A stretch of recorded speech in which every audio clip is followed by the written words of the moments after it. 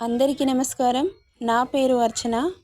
Welcome to mysterious stories. ఈరోజు కథ నువ్వే నా శ్వాస. అయ్యో, నీకు తెలీదా ధీర్? నాకు డ్రింక్ చేయడం అలవాటు.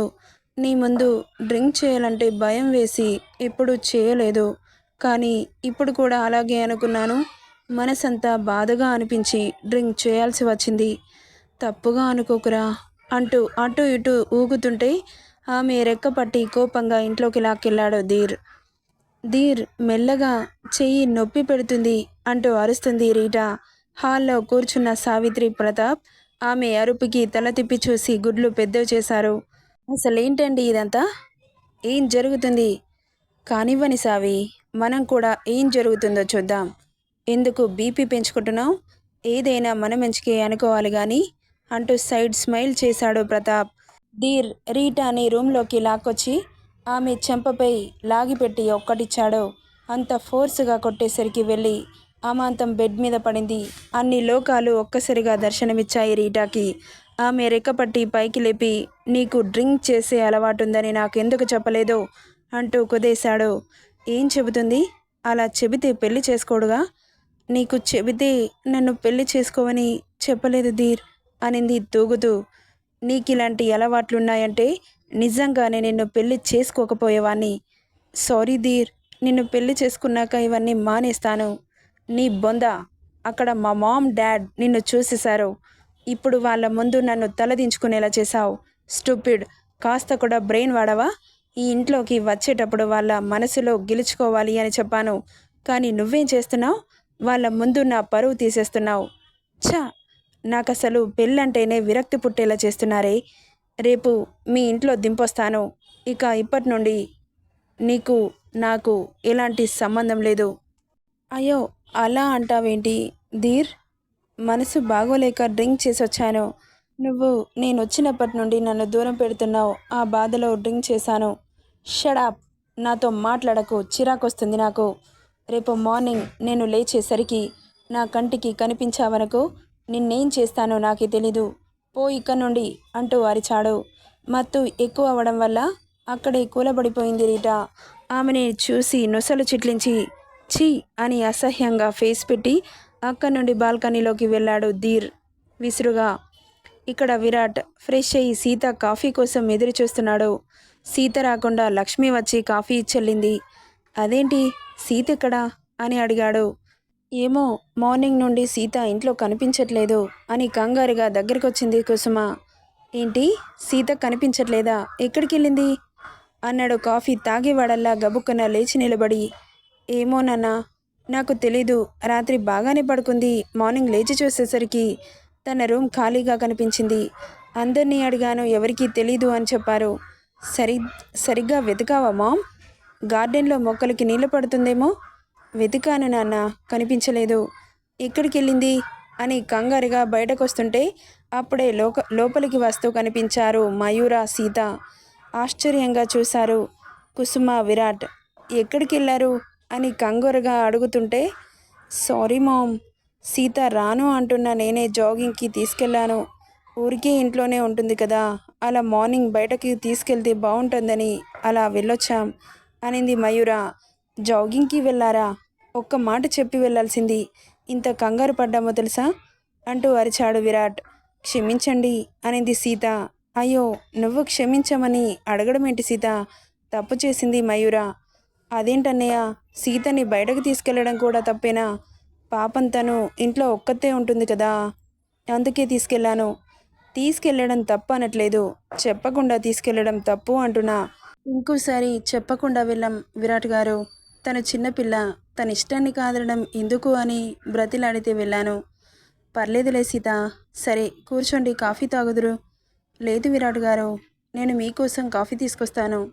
సీత, లక్ష్మి పెట్టింది, కూర్చో అంటుంటే సరే అని సోఫాలో కూర్చుంది సీత. కుసుమ సీత పక్కన కూర్చుంటూ, ఇంత కంగారు పడ్డామో తెలుసా? నాకు చెప్పకుండా వెళ్ళిపోయావేమో అని. అలా వెళ్ళిపోవాల్సి వస్తే చెప్పే వెళ్ళిపోతానంటీ. చెప్పకుండా వెళ్ళి మిమ్మల్ని బాధ పెట్టను. ఎందుకంటే దిక్కు మొక్కు లేని నన్ను తెచ్చి ఇంట్లో పెట్టుకున్నారు. మీలాంటి మంచి మనసున్న మనుషులు ఎక్కడ దొరుకుతారు? మీ మనసులని నేను బాధ పెడతాను చెప్పండి? అనింది సీత అనునయంగా.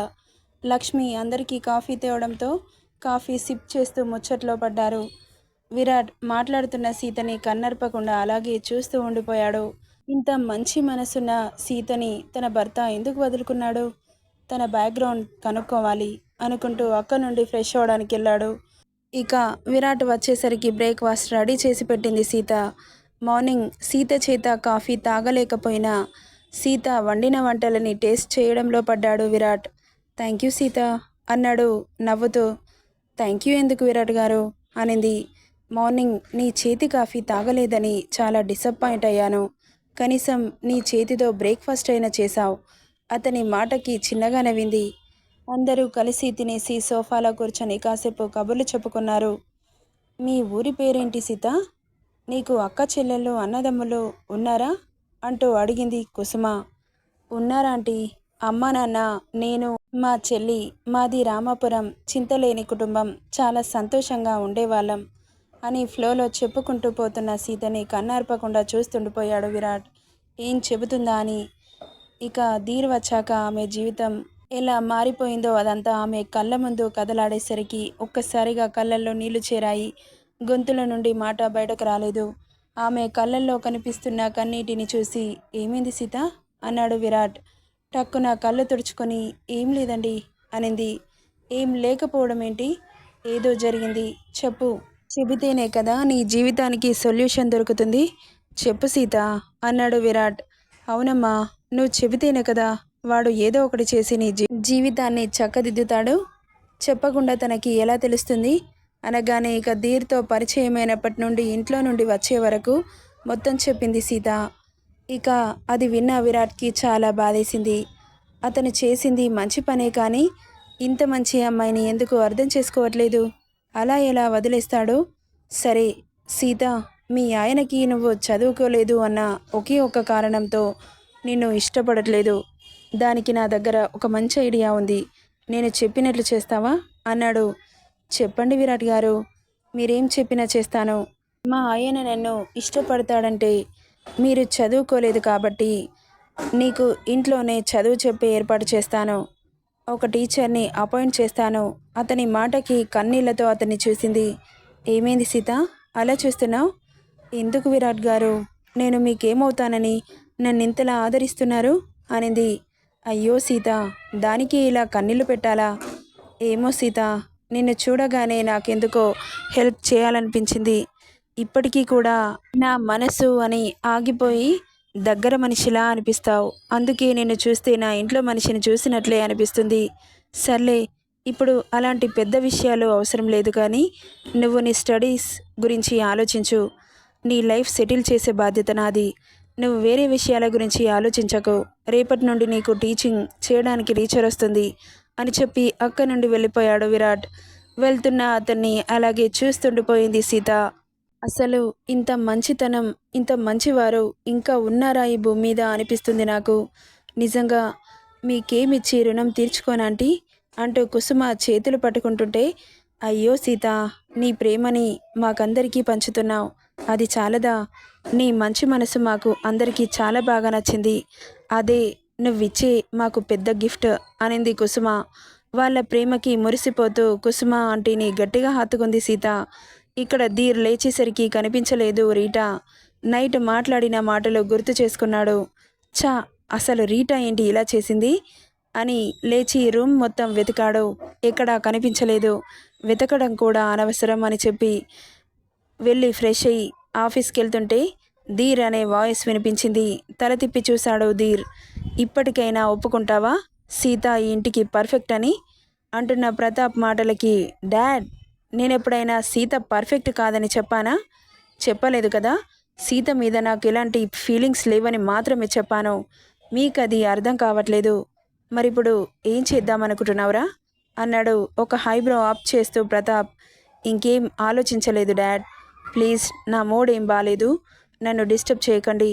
నా పెళ్లి ప్రస్తావన తీసుకురాకండి అని చెప్పి అక్క నుండి వెళ్ళిపోయాడు ధీర్. వెళ్తున్న కొడుకుని చూసి నిట్టూర్చారిద్దరు.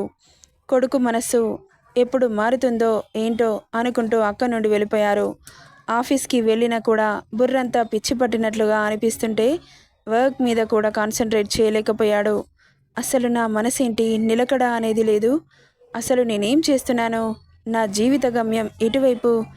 సీత నాకు పర్ఫెక్ట్ భార్య అని మామ్ డాడ్ అనుకుంటున్నారు. బట్ నేనెందుకు అనుకోవట్లేదు? సీత అన్ని విధాలుగా పర్ఫెక్ట్గా ఉంది.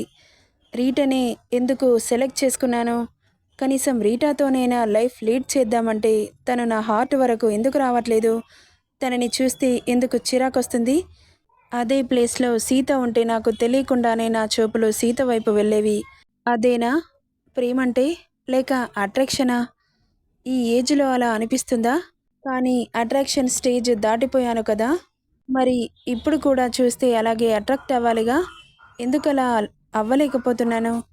నాకే ఎందుకు ఇలా జరుగుతుంది? నా మనసు పరిపరి విధాలా ఎందుకు ఆలోచిస్తుంది?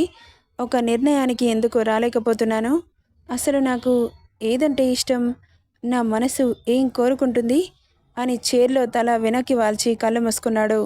రీటా వస్తుందా లేక సీత వస్తుందా అని అనుకోగానే కాసేపటికి ఒక చక్కటి రూపం అతని కళ్ళ ముందు కదలాడింది.